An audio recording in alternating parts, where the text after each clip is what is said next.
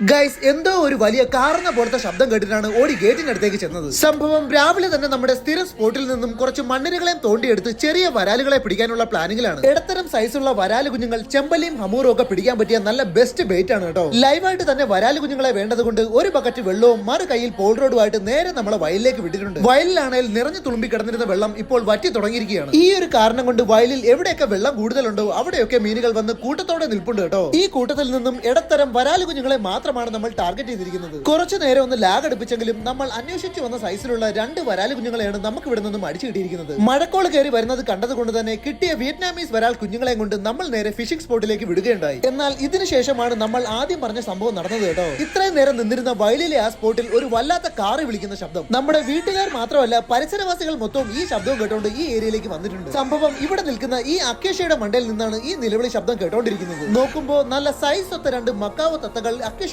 മണ്ടയിൽ വന്നിരിക്കുകയാണ്. പെറ്റ് മാർക്കറ്റിൽ ലക്ഷങ്ങൾ വില വരുന്ന ഇവർ ആരുടെയെങ്കിലും ഒക്കെ കയ്യിൽ നിന്നും ചാടിപ്പോയതാവാം കേട്ടോ. നമ്മുടെ ഏരിയയിൽ ഇടയ്ക്കിടയ്ക്ക് എത്താറുള്ള ഇവന്മാർ അലഞ്ഞു നടന്ന് പഴങ്ങളും കരിക്കും ഒക്കെ തിന്ന് അസൽ കാട്ടു തത്തകളായി മാറിയിരിക്കുകയാണ്.